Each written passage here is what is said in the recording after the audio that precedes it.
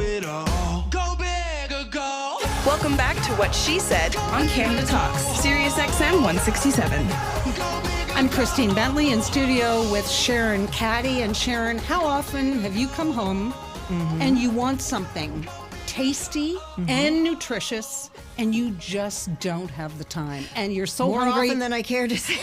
and what happens is I get so hungry that I then eat something unhealthy just to tide me over, which is the loop that we get into. Which also takes away the joy of food, by the way. I know. We have somebody in studio. He is the founder of Foodie Foods Canada, Maurizio Racco. Good morning. Good morning, Christine. And you have a solution for all of us. Yes, I do. You know what? A few years ago, I found myself in a very similar situation that I was coming home late from work. I had nothing in the refrigerator that I could eat quickly. So I went to the closest grocer. And when I went through their frozen aisle, because there was nothing prepared ready, it was so late at night, I was turned off altogether. I went home and, much like you said, I ate all the wrong things. And that night I decided, you know what, something has to change. And did a little bit of homework, looked around, and came up with Foodie. And Foodie Foods was born, and as we say right here, Foodie Foods frozen entrees are made with high-quality, natural, non-modified, local, whole foods, and cooked using state-of-the-art techniques. With Foodie, you get flavors from around the world at your fingertips, from freezer to plate in 15 minutes. By the way, my favorite part. Foodie, globally inspired, locally sourced, and by the way, foodie.ca is the online location. And it's F-U-D-I. Yes, and in a capsule, boy, you accomplished a lot with Foodie. Why, thank you very much. It was, you know what, I'm going to call it a labor of love. I am a gourmand. I qualify myself as such. I do love to eat. I do like to eat good food. And there's no reason why we should sacrifice taste or health when it comes to convenience. And this is where we find ourselves now. What are some of the things that distinguish your food, for example? Well, one of the things in terms is of nutrition. Nutrition is I only use locally sourced organic or natural foods. Like when it comes down to the chicken, I work with Beretta Farms. I use their antibiotic and hormone-free chicken, which, you know, is better for you to start with. It's a natural way of eating. It takes us back to where we were for centuries. We were always eating naturally raised meats. I chose to use a small cooperative out of the Ottawa Valley that uses a non-GMO varietal of pearl barley, which, again, it's to avoid the genetically modified organisms. It's again, go back to where we were once upon a time, that which made humanity a healthy. Because nature does a pretty good job. I assume so. It's been working for a lot longer than the scientists have. So I believe in nature when it comes to food. This is always the dilemma, though. Great tasting food that's also nutritious. So you have low sugar. Yes, almost no sugar. Yay. Low trans fat. No trans fat. It's only what's in the meat. And low sodium. Yes, that comes from using the sous vide technique, which is cooking in a vacuum-sealed environment at low temperatures in a water or steam bath, which also plays into the reheating method of the dinner, which is why you don't lose any nutritional value. With sous vide, the ingredients are not exposed to air or water, so there's no loss of the nutritional integrity of the food. Also, due to the fact that it is cooked in the vacuum-sealed environment, the flavors that are there are enhanced, so we don't need to add the salt, which is why if you go through the various dinners we offer, there are play on spices from around the world, which allowed us to eliminate the salt as much as we could. That's amazing. Sounds delicious. So did you just sort of wake up one day and say, okay, I'm going to do this? I mean, I've never heard of sous vide cooking. No. But it makes so much sense when you describe it. Yeah. It does. And I was lucky, again, being somebody that is a gourmand, that I do like to go out to eat. I do have a certain segment of my friends that are chefs or people in the food industry. And talking with them, they came up with this idea. They said I should look into it, and it reminded me of when I was a child. One of the things I enjoyed on a Saturday afternoon, my mother would make were those little Shopsies packets of corned beef. You drop them in boiling water. I remember those. And when I put the two together, it just reminded me of a very happy thought from my childhood. And I figured, well, then, you know what? If that type of food made me happy, then this type of food can make a lot of people happy. And that's what I explored. Well, you know, I mean, I think frozen dinners have a bad rap. Well, the early ones first came out when we were young. Well, the old TV dinners. Yeah, they were kind of the in thing, but I don't think anyone actually genuinely enjoyed them.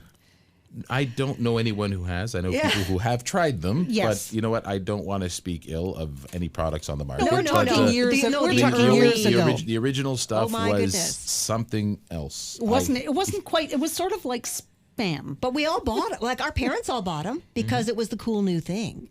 But people's expectations, I mean, we care about what we're putting in our bodies. Now we want to know what it is. We want to be able to look at it and know that it's good quality products. And purchasing something like the Foodie brand like this, my expectation, I'm going to eat stuff that I would prepare myself, but you're taking away some of the work part of it for me, which is awesome. Well, I'm actually trying to take away all the work. I love aspect. I have a couple of friends that they have newborns, and they found that this dinner, this is an effective way for them to eat as well. So it would take you about 20 minutes to half hour to prepare something from home, quick and easy from scratch. But you have to sit over the stove or watch the oven, and it takes the time away from your little one that needs all the attention.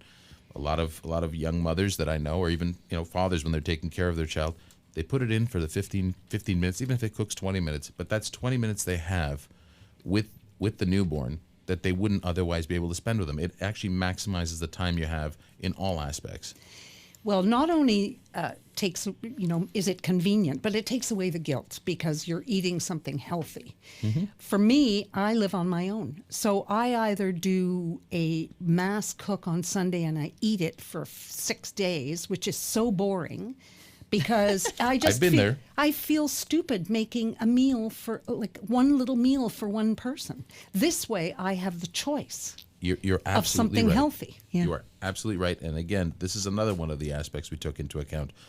I do love to cook, but if I'm going to make, let's say, a curried chicken or a roast or something, you're right. Unless 10 people are eating, you're really wasting a lot of food, or you just got to eat it every day and be creative with how you reheat it. Yeah. Right now, you have all the benefits of 8 different recipes, which we have on the market now, which come in a convenient format, which is a quarter chicken. It is 5.5 ounces of meat, and it is all natural, antibiotic and hormone-free meat, which is good for you. And there is not even any external fats or oils used in the cooking process because of how sous vide works. Yeah. What I like too, though, now I love actually all the things you're doing kind of play into my lifestyle right now, which is a lot of the time, my daughters are grown and they're off doing their thing, and I'm alone. So great, awesome. But I still like to cook the family meal when I get the opportunity, and I love the spices you guys have gotten into. Yes. Because I do enjoy my cooking. So tell us about the spice blends. Well, basically, I found the best way, again, to maximize the sous vide is because you don't want to add any liquid. I used all dry spice mixtures so that the meat would be flavored properly and we wouldn't have excess liquid. Then I found that I was ordering all these spices. I figured, well, why don't I just sell those as well? Yeah. Let's take, for example, my tandoori or my jerk mixture. I have to have those made for Foodie, Right. regardless.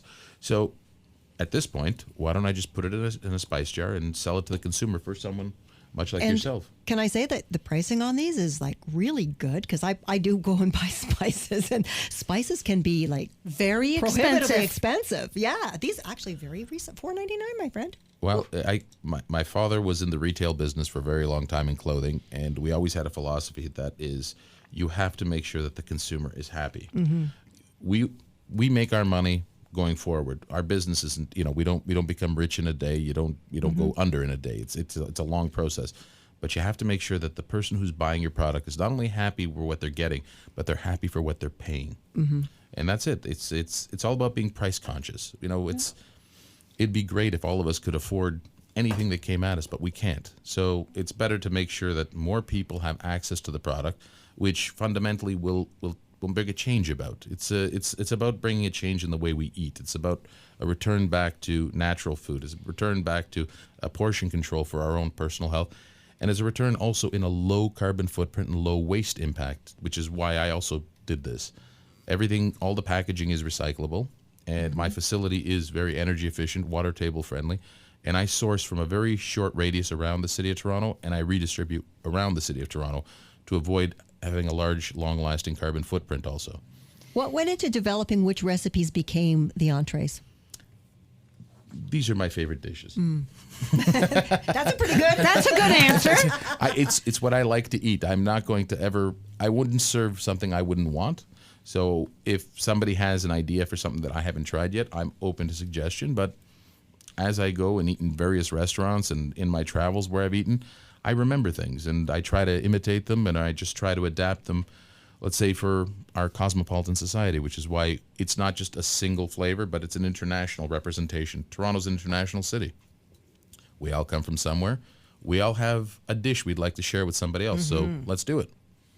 What about for people with food challenges? Food challenges, well, it is low in glycemic index because I use barley as a grain. Now, the only thing is that if somebody suffers from celiac disease or some autoimmune issue that they can't enjoy gluten, that is the one thing, unfortunately, that we can't help because we are using barley. But that would be the only drawback from this product. And we are working on some gluten-free options with quinoa. Those will be coming out in the next year and a half. And whatever you see now in a barley-based dinner will be coming with a quinoa side to replace it for a gluten-free coming out soon. So looking ahead, what are other plans that you have? Well, we're looking to expand in our meats. We are looking to, expand with our spice offerings. We'd like to get up to about, 15 to 20 different offerings. We'd like to incorporate some beef because there's some great grass-fed beef that Beretta has. We'd like to bring back some of the organic pork because, you know what, it is a great meat. If raised properly, it is good for you. And moving on from there, to be a complete lifestyle brand, to just, when you open your kitchen, you see Foodie, you know it's good. So for people that are looking where to find Foodie? Well, currently we are sold at all 6 Whole Foods locations in Ontario. Within the city of Toronto, we are at also Fiesta Farms, Foodland on the Danforth, Foodland out in Thorncrest Village, Garden View at Queen and John. We are at both Fresh and Wilds in High Park and at King and Spadina. We're at a small health food store called the Healthy Island. And we are also at Pop Box Market, which is at Dovercourt and Bloor. And in the outskirts of the city, we are at Aloro Fine Foods in Nobleton and at Nature's Emporium, both in Newmarket and in Vaughan. So you've already grown a bit through Ontario. Any plans to expand even further? You know what? I try to keep the local philosophy as much as possible. So I'm figuring by the time I've saturated southern and central Ontario, I can look at expanding from there, but right now I'd like to still stay within that 300-400 kilometer radius of where I produce to source and sell. Very good. Again, like I said, for me, it's the carbon footprint that's also important. Certainly. Well, thank you so much. Check it out, foodie.ca, and some great stuff on here. I'm hungry now. I'm starving. This is just before lunch, Sharon. Well, as we say, buon appetito. Oh, thank you so much. Thank you so much, Maurizio. My pleasure. Foodie, F-U-D-I, globally inspired, locally sourced. And for more information, as we just mentioned, go to foodie.ca. Click the channel subscribe button for full-length interviews and more from What She Said here on YouTube.